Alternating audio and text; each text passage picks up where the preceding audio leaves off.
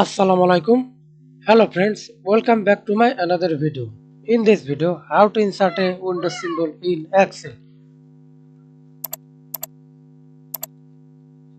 Go to insert menu, then select symbol,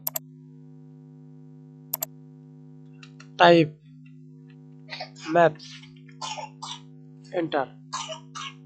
We can see Windows symbol. Select this, insert, then close.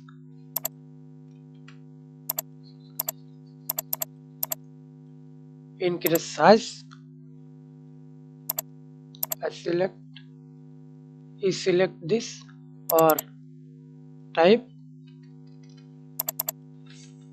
your size. I select 100. Enter.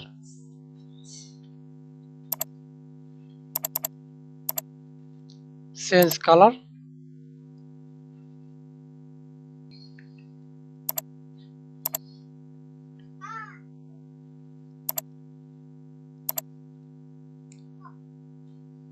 Thanks for watching video.